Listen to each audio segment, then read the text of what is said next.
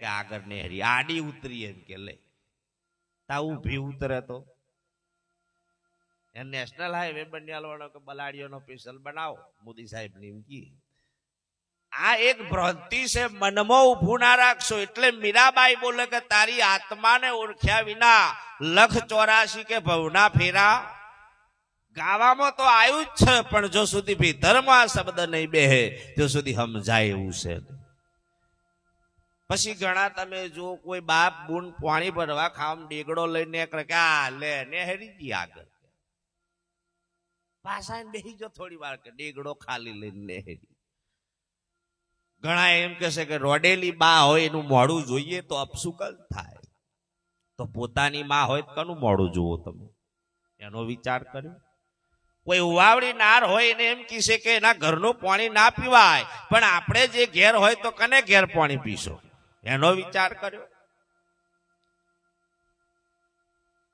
ઘણા એમ કહેશે ભેહનું દૂધ હવા મહિનો પછી પે ડેરી પૂછો છો કેટલા દને પોકે 100 દન નહીં થતા તો પહોંચી જાય છે ને એ દૂધની ફિલ્ટર થઈને પછી કે ગોલ્ડન દૂધ લઈ આવો અમૂલ એને હોરવાટા હતા એ મોની હવા મહિના પહેલાનું આવી ગયું છે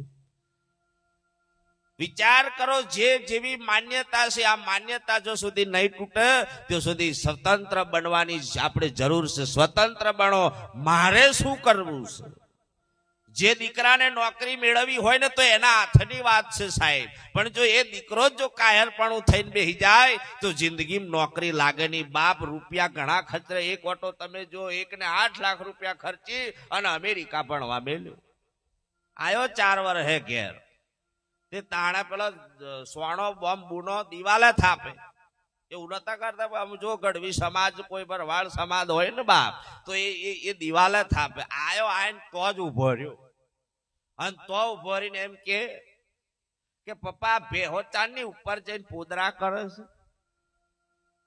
એનો બાપો એને જોઈ રહ્યો કે 8 લાખ જા કઈ અમેરિકામાં જા તો આ અમેરિકન ગણવાનું આવ્યું કે કયું આવ્યું કે મૂર્ખા સીધો મોણો નહીં સડી શકતો તો ભેહ તો તમ સડે ભણે ખરા પણ ગણે નહીં તો એ મેરા આવે જે શિક્ષક હોય એને એનો અનુભવ હોય એ બોલે અમારો સત્સંગનો અનુભવ હોય એટલે અમે કોતી સત્સંગનું કહી શકીએ જેની જેવી ભૂમિકા એટલે આ નાટક આવ્યું એટલે તમે જો તો આખું ગોમ ભેગું થયું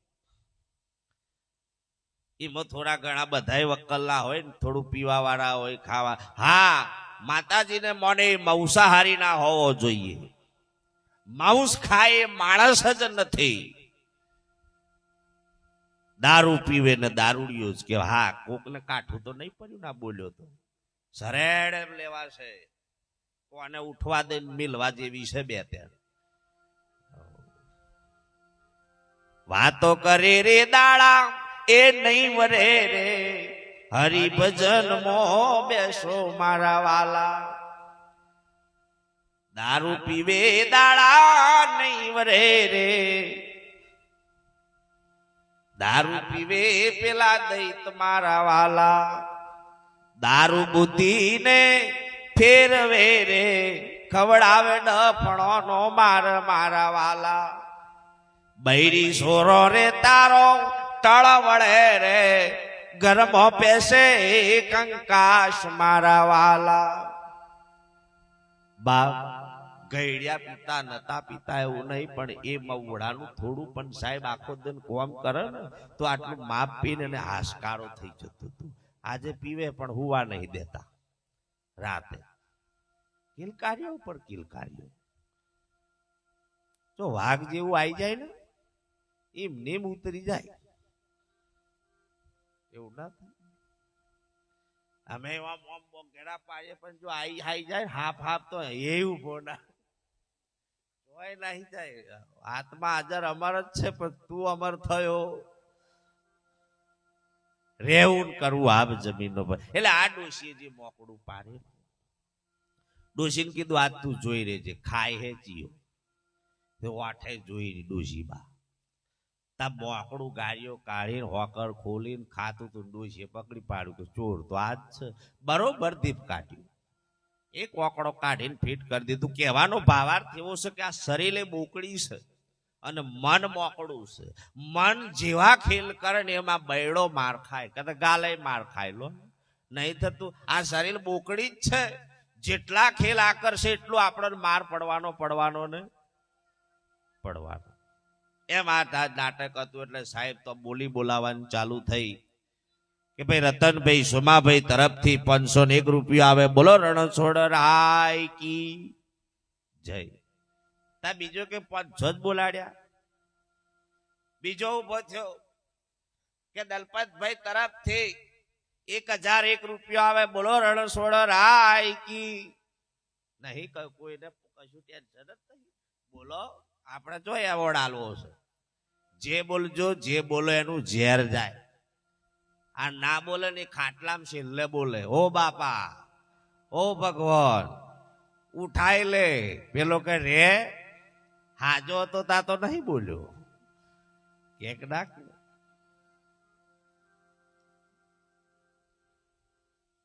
તમે જુઓ તો પછી ખાટ્યો આવ્યો પીધેલો.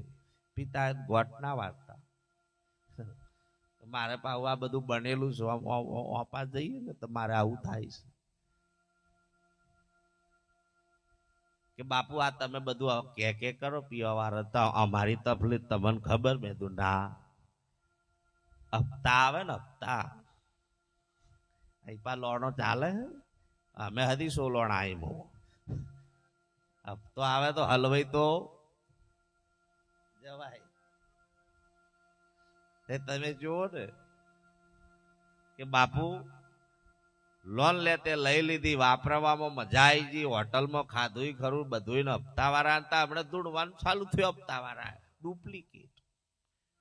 જેને છે એને મહત્વનું છે, પણ સાહેબ હપ્તો ભરવાનો આવે ને તો ચાલુ થાય. તા પેલે કીધું તાણે લોન લેવા તમે જમ નતો આવ્યો. આજે આગળ આડો થયો. થાય કે ના થાય? વ્યસન થી બાપ ચેતજો. કોઈને એવું થાય મારા ખુદનો ભાઈ કોઈ મેલેલો છે, આ કે વ્યસને નાના નાના બાળકો મેલીને આજે સાહેબ એ જતો રહ્યો. તે જે તે સમયની વાત છે. નારી નાની હોય, રંડાપા ભોગવે, કદી હારું ના કહેવાય. ને સાહેબ છોકરીને હગાઈ કરો ને તો ઓટો જોઈને વિચારીને પગલું ભરા. આવું કરજો, જિંદગીનો સવાલ છે. મેં ઘણા એવા ભોંગજડિયા જોયા છે સાહેબ, બાપા બહુ છેતરે. બેહો બીજાની બતાવવાની, જમીન બીજાની બતાવે, તબેલો બીજાનો બતાવે, બંગલો બીજાનો બતાવે, ખુશ થઈ જાય. અને કોક એમ કે ભાઈ નહીં તા આપણનું કે એ તો ભગાઈ તોડાવા ઓલે એમ કરે. એમ કરીને પાછા ના કાપીએ એને માથે પડે. આવું થઈ ગયું આ જમાનો. પછી ખબર પડે કે બાપ દશા બેઠી ભાઈ. હે હોવટો વિચાર કરો. પીવા વાળાની એમ છે કે મારી દીકરી કોઈ હારા ઘરે જાય પણ એને નથી દેખાતું હું કેવો છું. હે એટલે તમે જો તો સાહેબ આ બરોબર ખાટ્યો પીધેલો કે ઉભારો લ્યા એક ધારી હું 500,000 બોલો. મારા તરફથી આખી ભેહ બોલી જો. પેલો તો કૂટેલો એને એસે ઉતરી ગયો. અને મારું નામ ખાટ્યો છે. હું કોઈની હોભરતો જ નહીં પહેલેથી. અને એનું નામ બોલાડ્યું કે ખાટ્યા ભાઈ તરફથી ભેહ આવે, બોલો રણછોડ રાય કી. ના બોલો તો કઈ નહીં, પણ હસો તો ખરા, હસો તો ખરા. ઘણો તો આવે ને તો આમ કરી દે, જાણે પતાવશે. થોડુંક એમ કરતો વધારે બોલતો જાય એવું નહીં લાગતું? એવું કેવો જો ભાવ હોય ને સાહેબ તો એની વાચા જયારે નીકળે ઘણી જગ્યાએ તો પૂછો મારે બોલતો જ નહીં. કેમ કે એક આડું પડીને હુતું હોય, એક બીજા પર ટોટિયા નાખીને હુઈ રહે, તો હવે એ શું બોલવાનું? અમુક તો ડેન્ડવાળા જેવા થઈને ફરે. એટલે હવે તો કશું બોલવાનું. કૃષ્ણ કનૈયા લાલ કી. જીતેન્દ્ર બારિયાને ઉઠાવો, પત્યું આપણું કોમ. બાપુ જારી બોલો એટલે એટલું જ બોલે, પછી પાછા બે. આ તમે શબ્દ વાપર્યો બે ભણમાં બોલી જો. અને હવાર થઈને તમે જો નટ હોય એ સાહેબ લેવા આવે. તાણે નિયમ હતો ઉઘરણી જે વસ્તુ લેવા આવતા. પેલા છોકરાએ એના બાપાને ઉઠાડ્યું કે બાપા ઉઠ, રાતે તું ભેહ બોલ્યો છું કે ગોડો થયો, કઈ ભેહ બોલતો કે ભનમાં બે ભનમાં બોલી જો એવું લાગે. અને એને ખબર પડી છે કે 100% હું ભેહ બોલી જો. અને આયો સીધો જેવો જો એવો સરપંચ જોડે જઈને કીધું કે સરપંચ સાહેબ ગમે તે થાય પણ મને બચાવો. અને સરપંચ સાહેબે કીધું કે હા બચાવો, 5000 થાય. આપણે આદત પાડી છે, તમે લીધું છે ને એનું કાર્ય કરે એનોય દોષ નથી ભાઈ, આ યાદ રાખજો. આપણી ભૂલો આપણને નડે. મારી જોડે આયા કે બાપુ આશીર્વાદ હારા હાલજો કે હું જીતી જુ. મેં હારું કર્યું છે તો 100% જીતે એ ખાતરી. બાકી આશીર્વાદ હોય તો કોઈ કરંટ છે તમને માથે મેલીને આવી જાય? હાથે જ ના હોય તો ચો આશીર્વાદ હાલવાના? માથે હાથ મેલતા મારે તો દરરોજ આમ વાળા હોય, દરરોજ માથે હાથ મેલતા મને ચમ નહીં આશીર્વાદ મળતા? પણ તમારો ભાવ જોઈએ, બીજું કશું છે? આ તમે જો સરપંચ સાહેબે એક મંત્ર આલ્યો, વાત બહુ ઊંડી છે પણ છતાં હાસ્યમ પૂરી કરું છું. હંભો એવો મંત્ર આલ્યો, હમ સોહમની વાતો છે. આ મંત્ર કીધું એ બીજું કશું બોલવાનું નહીં. વકીલ સાહેબ પણ એક જ વાત કરે, ગમે તે એક જ શબ્દ બોલો તો બરોબર છે. હંભો મંત્ર આલ્યો અને આયા તમે જો તો જઈને બેઠો ને પેલા આયા કે પેલી ભેહ બોલેલા હાલ દો તો કે હંભો. ભેહ બોલેલા રાતે તા કે હંભો. કે બે ભાઈ બોલ્યા પછી તમે બોલેલા તા કે હંભો. કે નહીં હાલો તો પછી અમે પોલીસને બોલાવીએ તા કે હંભો. એક જ મંત્ર કહેલો, બીજું કશું બોલવાનું નહીં. પોલીસ આવી કે હાલ દે ને કે દંડા ફાટી જશે તા કે હંભો.